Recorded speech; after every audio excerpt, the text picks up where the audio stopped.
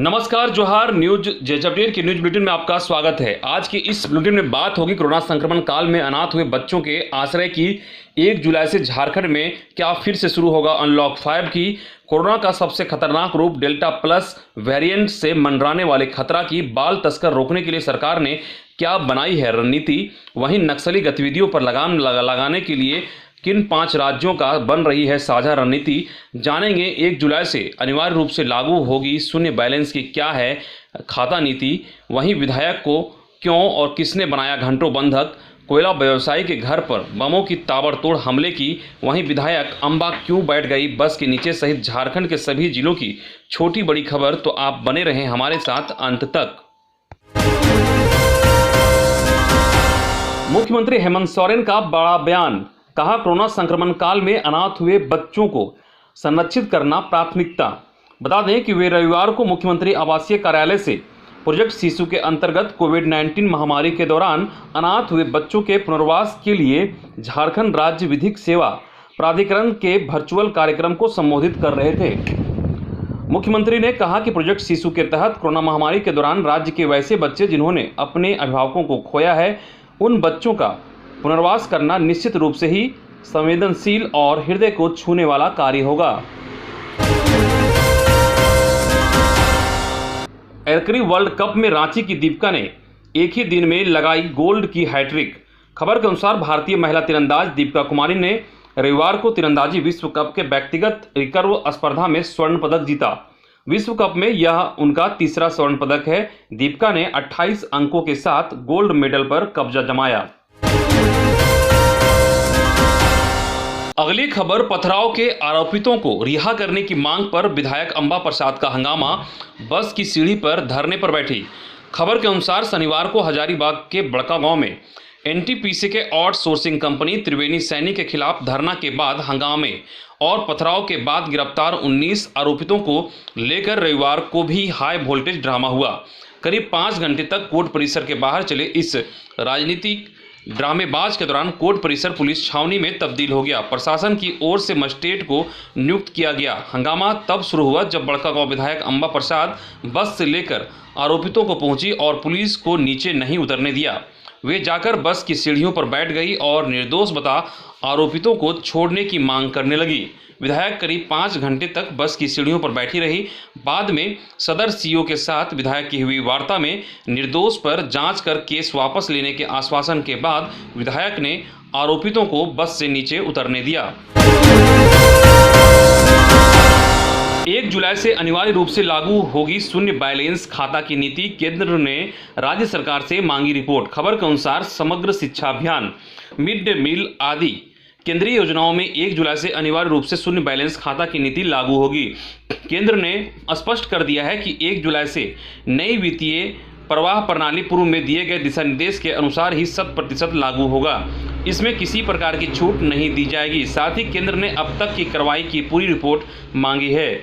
25 जून को केंद्र सरकार द्वारा इस बाबत पत्र भेजे जाने के बाद झारखंड शिक्षा परियोजना परिषद के राज्य परियोजना निदेशक डॉक्टर शैलेश कुमार चौरसिया ने सभी जिला शिक्षा पदाधिकारियों तथा जिला शिक्षा अधीक्षकों को पत्र भेजकर स्कूलों एवं अन्य एजेंसियों से राशि वापस लेकर राज्य कार्यालय को अविलंब वापस करने को कहा है, ताकि वहां के खातों में शून्य बैलेंस हो सके। बता दें कि केंद्र द्वारा 1 जुलाई से लागू नई वित्तीय प्रवाह प्रणाली के तहत किसी भी मद में राशि चेक के माध्यम से आवंटित होगी तथा राशि राज्य स्तरीय बैंक खाते से संबंधित स्कूल या अन्य एजेंसी के खाते में जाएगी तथा वहां से तुरंत निकासी हो जाएगी। इससे वहां शून्य बैलेंस बना रहेगा। पूरी राशि राज्य कार्यालय के बैंक खाते में ही रहेगी। तीसरी लहर, रांची में 63,000 बच्चों पर संक्रमण का खतरा। कोरोना की तीसरी लहर में झारखंड के 7,17,484 बच्चों के संक्रमित होने की आशंका है। रांची में 63,382, जबकि धनबाद में 58,387, गिरिडीह में 53,188, पूर्वी सिंहभूम में 49,892 बच्चे संक्रमित हो सकते हैं। यह अनुमान तीसरी लहर की रोकथाम को लेकर गठित इम्पॉड कमेटी ने लगाया है। कमेटी के सुझाव पर सरकार बचाव की तैयारी में जुट गई है। कमेटी ने कहा है कि तीसरी लहर में संक्रमित बच्चों के उपचार को लेकर 1000 आईसीयू बेड की जरूरत पड़ेगी। इसके लिए 500 आईसीयू बेड सरकारी जबकि 500 बेड निजी अस्पतालों में तैयार रखने का निर्देश दिया गया है। बाल तस्करी रोकने के लिए गांव में नियुक्त होगी महिला एसपीओ। खबर के अनुसार मुख्यमंत्री हेमंत सोरेन ने कहा है कि बाल तस्करी रोकने के लिए राज्य के गांवों में महिला एसपीओ की नियुक्ति की जाएगी। यहां बच्चों के साथ साथ तस्करों पर भी नजर रखेगी। यदि बच्चों की तस्करी का प्रयास किया जाए तो वह संबंधित अधिकारी और पुलिस को सूचना देगी ताकि बाल तस्करी रोकी जा सके और तस्करी करने वालों की पहचान कर उन पर कार्रवाई की जा सके। वहीं सीएम हेमंत सोरेन ने कहा कि सरकार की एक ऐसी योजना तैयार करने जा रही है जिसके तहत बच्चों के उनके गांव, पंचायत या प्रखंड के किसी विधवा या विधुर को सौंपकर उनकी देखभाल कराएगी। सीएम ने कहा कि कोरोना की तीसरी लहर की भी आशंका है। सरकार प्रयास करेगी कि इस लहर में किसी की जान ना जाए। एक भी जान जाती है तो वह राज्य के लिए दुखद होता है। झारखंड ट्राइबल एडवाइजरी काउंसिल की आज होगी पहली बैठक। मुख्यमंत्री हेमंत सोरेन की अध्यक्षता में यह बैठक अब ऑनलाइन वर्चुअल मोड में होगी। बैठक में पिछली सरकार के टीएसी की कार्रवाई पर चर्चा होगी, साथ ही ओपन डिस्कशन भी होगा। बैठक में टीएसी के उपाध्यक्ष के रूप में अनुसूचित जनजाति, अनुसूचित जाति, अल्पसंख्यक व पिछड़ा वर्ग कल्याण मंत्री चंपई सोरेन भी शामिल होंगे। वहीं सदस्य सचिव के रूप में विभागीय सचिव अमिताभ कौशल भी मौजूद रहेंगे। इनके अलावा 15 विधायक सदस्य के रूप में और विश्वनाथ सिंह सरदार और जमल मुंडा मनोनीत सदस्य के रूप में भाग लेंगे। 15 विधायक सदस्य में 8 झामो, 4 कांग्रेस और 3 बाकी विधायक हैं। ऑफलाइन पढ़ाई के लिए अब मोहल्ला क्लास अलग अलग समय तय होंगे। खबर के अनुसार राज्य के सरकारी स्कूलों के बच्चों की ऑफलाइन पढ़ाई के लिए अब मोहल्ला क्लास चलेगी। स्कूली शिक्षा एवं साक्षरता विभाग इसके लिए तैयारी में जुट गया है। इसके लिए शिक्षा विभाग की ओर से प्रस्ताव तैयार किया गया है और उसे आपदा प्रबंधन विभाग को भेजा जा रहा है, जहां से अनुमति मिलने के बाद मोहल्ला क्लास की शुरुआत की जाएगी। यह मोहल्ला क्लास सभी गांव के अलग अलग टोलों और मोहल्लों में चलेंगे। इसके लिए अलग अलग समय निर्धारित किए जाएंगे। शिक्षक के साथ साथ वॉलंटियर भी इस कार्य में लगाए जाएंगे। वे बच्चों को छोटे छोटे समूह में बुलाएंगे और कोविड के मानकों का पालन करते हुए उन्हें पढ़ाएंगे।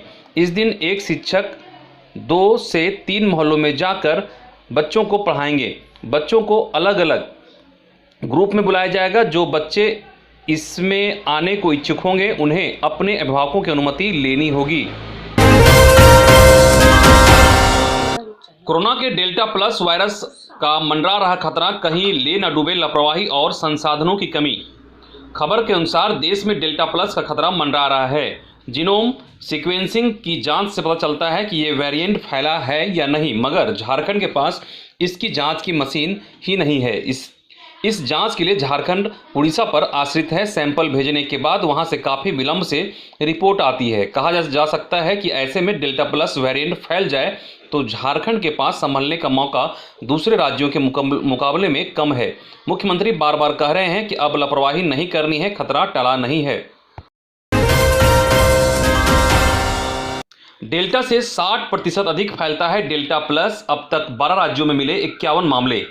खबर के अनुसार महाराष्ट्र सहित कई राज्यों में पाए गए कोरोना का नया variant delta plus delta variant से 60% अधिक तेजी से फैलता है। साथ ही यह वायरस फेफड़े के सेल से अधिक मजबूती से चिपकता है। विशेषज्ञों एवं वैज्ञानिकों के निष्कर्ष के आधार पर केंद्र सरकार ने इसकी जानकारी झारखंड सरकार के पदाधिकारियों को देते हुए कोरोना जांच की गति तथा कॉन्टैक्ट ट्रेसिंग बढ़ाने सहित कई एहतियाती कदम उठाने का निर्देश दिया है। राष्ट्रीय स्वास्थ्य अभियान झारखंड के राज्य नोडल पदाधिकारी सिद्धार्थ त्रिपाठी के अनुसार केंद्र के निर्देश पर सभी उपायुक्तों को उन राज्यों से आने वाले सभी लोगों की अनिवार्य रूप से कोरोना जांच करने को कहा गया है। साथ ही पॉजिटिव पाए जाने वाले सभी लोगों को कोविड अस्पतालों में भर्ती कराने तथा 24 घंटे के भीतर कॉन्टैक्ट ट्रेसिंग करने को सख्त निर्देश दिए गए हैं। कोरोना की तीसरी लहर और डेल्टा प्लस के मद्देनजर 1 जुलाई से झारखंड में अनलॉक 5 होगा शुरू, पर सीएम हेमंत देंगे छूट या फिर बढ़ती जाएगी सख्ती, इसे लेकर अभी कहना मुश्किल है। बता दें कि झारखंड में कोरोना के मामले कम हो रहे हैं और 30 जून तक प्रदेश में अनलॉक 4 की गाइडलाइंस जारी है।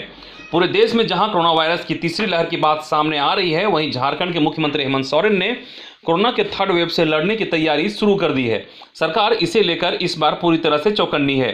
सीएम हेमंत सोरेन ने यह बता भी दिया है कि राज्य में कोरोना के मामले भले ही कम हो गए हैं, लेकिन खतरा अभी टला नहीं है। 1 जुलाई से प्रदेश में अनलॉक 5 के निर्णय भी सरकार कोरोना की तीसरी लहर की बात को ध्यान में रखकर ही लेने वाली है। तो बता दें कि हो सकता है कि 1 जुलाई से भी बसों का परिचालन के लिए हेमंत सोरेन निर्णय नहीं ले सकते हैं। जिस तरह से कोरोना का थर्ड वेव आने की आशंका है और डेल्टा प्लस वेरिएंट कहर मचा रहा है, उस तरह से उम्मीद है कि 1 जुलाई से भी बसों का परिचालन झारखंड में नहीं होगा। झारखंड सरकार इस पर निर्णय नहीं लेने वाली है।